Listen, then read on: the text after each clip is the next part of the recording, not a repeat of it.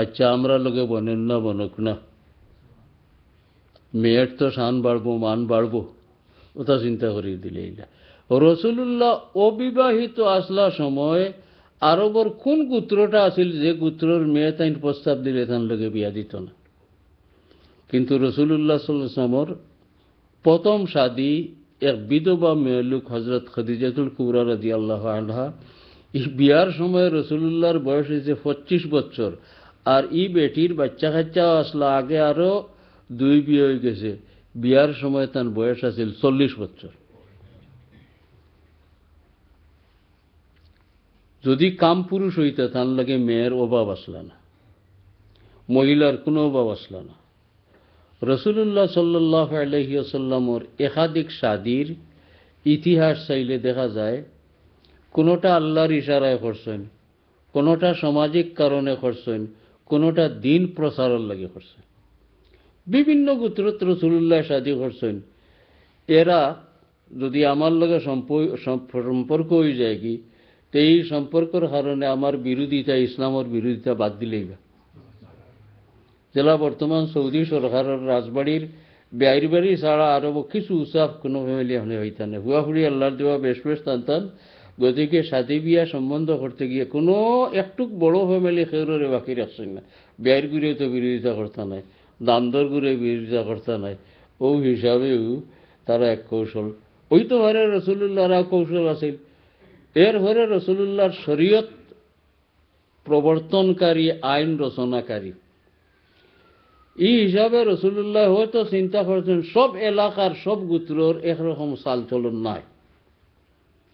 বিভিন্ন এলাকা এবং বিভিন্ন গোত্রত থাকিয়া যদি আমি এক মেয়ে লোক শাদী করি, সমুজদার হয়। এর লাগি এক হজরত আয়েশা সিদ্দিকা রাদিয়াল্লাহু তাআলা আনহা বাদে অবিবাহিতার কোনো মেয়ে লোকরে রসুল্লাহ বিয়া করছেন না।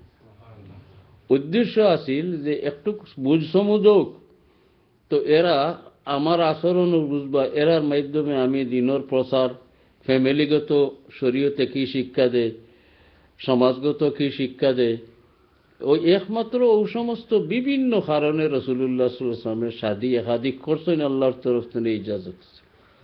হযরত আয়েশা সিদ্দিকা রাদিয়াল্লাহু তাআলা আনহারে অবিবাহিতা বিয়া করছেন।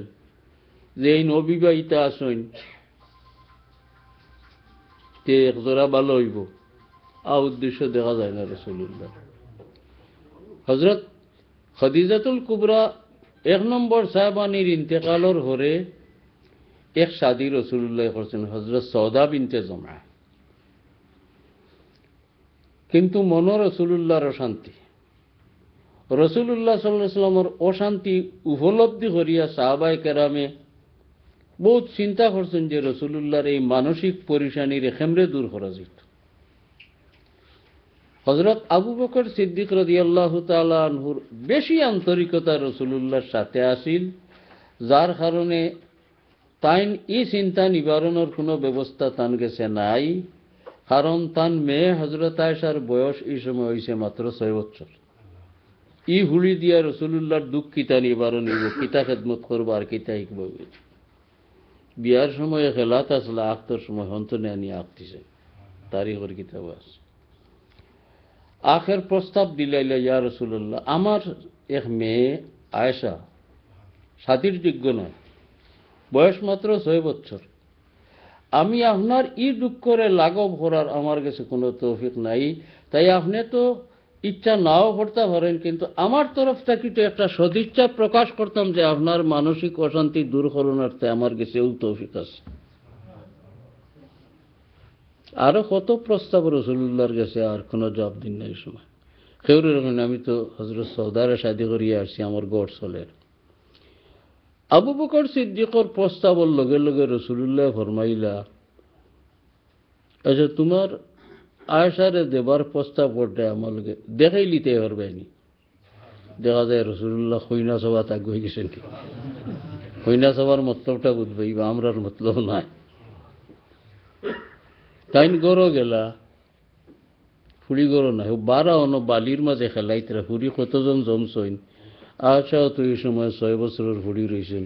ও বালিউলি গোত্রতনে জাড়ি জুড়িয়া নিয়ে দেখাইলা। দেখিয়া রসুল্লাহ ফরমাইলা, আচ্ছা যদি আবু বকর তোমার ইচ্ছা হয়েছে আমি রাজি আছি দিলে। এই সময় কোনো কারণ হইল না, বাদে ব্যক্ত করলা যে আমার মেরাজের রাত্রে একে আসমানও গেলে কত আজাইবাত আল্লাহ তাআলা দেখাইছেন, আছে হাদিসের কিতাব ও সিয়রের কিতাব। এক পর্যায়ে আমার আল্লাহর ফিরিস্তা হলে রেশমি কাপড় দিয়া সাজাইয়া যাইয়া এক কুড়ো করে এনে এক মেয়ে দেখাইলা। তো আমি জিজ্ঞাইলাম ফিরিস্তা হলো রে ই কিতা আমারে দেখাইলে? ফিরিস্তা হলে জবাব দিলা, ই মেয়ে দুনিয়ার জীবনে আপনার লগে বিবাহ হইব আমরা দেখাইলাম। যে রাসূলুল্লাহ হযরত আবু বকর দে ফরমাইলা তোমার আয়েশারে আনি একবার দেখাইলাইও। ও মিলাইলা হনো জানে দেখছলা এইনি।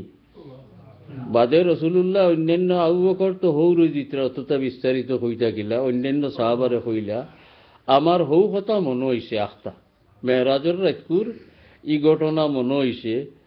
ও হই আয়সারে দেখিলাই রূপ গড়গঠন যদি হলাও হয়েছে তো আল্লাহ নির্ধারণ করিয়া রাখছেন এখানে আমি না মানিয়ে হইব কিলা।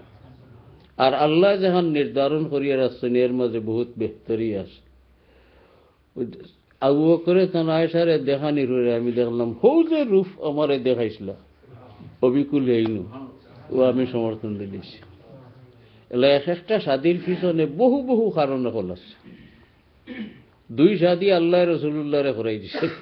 হযরত আয়েশা সিদ্দিকা রাদিয়াল্লাহু তাআলা আল্লাহর সমর্থন ছাড়া নবী কোনো কাম করতে না, হি হইল এক কথা। আর দুই শাদি রাসূলুল্লাহ সাল্লাল্লাহু আলাইহি ওয়াসাল্লামের লোকে এখানে আল্লাহ করে দিয়েছেন। এক শাদি হযরত আয়েশা সিদ্দিকা রাদিয়াল্লাহু তাআলা আনহার, আর এক শাদি হযরত জয়নবর। হযরত জয়নব রাসূলুল্লাহ সাল্লাল্লাহু আলাইহি ওয়াসাল্লামের উহুর গরবই। আর রাসূলুল্লাহ সাল্লাল্লাহু আলাইহি ওয়াসাল্লামের এক দাস আসলা এনে রাসূলুল্লাহ আজাদ করে দিলেন, হযরত যায়েদ ইবনে হারিসা। তাই মূল দাস আসলা না। এই ঘটনা আরেকদিন আপনারা রেখেছি। ডাকাইত হলে মানুষ দড়ি দড়ি নিয়ে দাস হইয়া বাজারে ব্যস্ত জাহিলিয়তর জমানা। এই বাচ্চা মানুষ হযরত যায়েদ ইবনে হারিসা তানে দরিয়া নিয়া বাজারও বেশি লিছেন, এনগেস্তনে হেন লইছেন, ই বাজার তনে লইন, ও বাজারও নিয়া বেছেন। ও মদিনা শরীফের একজন মানুষের লইয়া আনছে। আইতে আইতে এক সাহেব আনিয়ে লই লিছেন, তানো দাসর দরকার লইয়া ছোটো মোটো দেখিয়া রাসূলুল্লাহরে দিলাইছেন হাতিয়া। হুজুরে পাক সাল্লাল্লাহু আলাইহি সাল্লামে এনরে আজাদ করে দিলে, হইলা আমার দাসর দরকার নাই। বাচ্চার কাহিনী নিজে জানলা, জানিয়া হইলা যে এটা মূলর তো দাস নাই, দাস বংশন নয়, বংশওয়ালা তারার। কতদিন পরে কিলা খবর হয়েছেন তার বাপে চাচায় যে ইন রাসূলুল্লাহর দাস হিসাবে আসেন। ও বহুত টাকা পয়সা আর বহুত তা দান দক্ষিণা লইয়া হুজুরে পাক সাল্লাল্লাহু আলাইহি ওয়াসাল্লামের খেদমত আইসেন যে এই অমুক যে আপনার দাস জয়দি বাচ্চাটা আমার। দেখাই তখন রাস্তা থেকে দরিয়া দাস হইয়া বেশি লিছেন। এগুলো আমরা অত বছর ধরে শুনছি আমার ছেলেটা আপনার কাছে আছে। তার মা আমি এ যাবৎ অস্থির রয়েছি, আপনিও তা হাদিয়েও দিয়া গেছ আর দয়া করে ছেলেটা ফেরত দিলেন। হে মূল দাস নাই, আমরা দাস শ্রেণী নাই। হুজুরে পাক সাল্লাল্লাহু আলাইহি ওয়াসাল্লাম মনে বড় আসর করলো। কইলা জয়দরে ডাকি আনোছেন, আনিয়া হইলা ইন্টারভিউ নিলা। চিনো চাই তোমার ঘনিষ্ঠ নিয়ে বলে যে ও তাই নামার আব্বা, এই নামার চাচা, এই নামার কতজন তারা আইসে। ও রাসূলুল্লাহ ফরমাইলা তোমার বাপে চাইতরা তারা বড় শান্তি হইবা, আরেক লাভ হইব। আমার ইনো তুমি দাস হইয়া আইসলে, আমি আজাদ করে দিলেছি, এখন দাস রইছ না, আর নাম তোমার মিটি যাব। আজাদ হইলেও তো একসময় দাস আসলাই। তুমি তোমার খানদানের নামে পরিচিত হইবে, আর তোমার মায় বাপে বড় চাইতরা। তুমি ইচ্ছা করলে আমার দ্বারা আইসো, আমি ফালিয়া অত বড় করছি, আমি খইয়া হরাই ইতাম পারি না, আল্লাহ আমার উপরে নাজার হইবা। তুমি ইচ্ছা করলে আমি খুশ হইয়া ছাড়ি দিব, তুমি যাও। হযরত জয়দে কইলা তলে দিছে, ইয়া রাসূলুল্লাহ মা বাপর তো মহব্বতর আমি আসি, তবে তেন দয়া করে ছাড়ি দেন। যদি টান গেছে গিয়া আমার দাসত্ব মুক্ত হওয়ার থেকে রাসূলুল্লাহর চিরজীবনের দাস হইয়া তাহারে আমি গৌরব মনে করি। আরো কোন রেওয়ায়ত হওয়া যায় বাচ্চায় কইলা আমি রাসূলুল্লাহর খাদিম হইয়া থাকি যদি, হয়তো কিয়ামতের দিন ঈমান আনলেন আমার মা বাপরও হয়তো হইতে পারে। রসুল্লাহ কইলা আমি ঠেলিয়া তো বাচ্চারে দিতাম পারি না। ও জয়েত বড় হইসন ইনো এক মশলাও আছিল, জাহিলিয়তর যুগের মশলা আছিল। কেউ কেউরে ফুয়া বানাইলে, আজকাল হইলে ফুয়া বানাই মা বানাই নিতা করেন, ফুয়া বানাইলে এখানে হকিকি ফুয়ার হুকুম তারা ব্যবহার করতা। অর্থাৎ এখানে সম্পত্তির মালিকও ইটা, ই ফুয়া বড় হইলে যে বেটিয়ে ফালিছেন ই বেটিরেও বিয়া করা তার জাহিলিয়ত তারা এনে হারাম আছিল। এবং এক ফুয়া এক বেটি বিয়া করেন, আও বেটি ই ফুয়ায় ই বাপে কোনোদিন বিয়া করা নাজাইজ আছিল তারার আইন মতো। আল্লাহ তাআলা এটা ভঙ্গ করে দিলেন, ডাকলে কেউ কেউর ফুয়া হয় না, কেউ কেউর বাপ হয় না, আল্লাহ নিষেধ করে দিলা। এবং ও নিষেধরে আমলিভাবে বাস্তবায়িত করাইতা করি আল্লাহ ফরমাই দিল জাওয়াজনা কাহা, আমি জৈনবরে এই শাড়ি দেওয়ার পরে ইয়া রাসূলুল্লাহ আপনার লগে বিয়া দিয়া দিলেইলাম। কুরআন শরীফ আছে।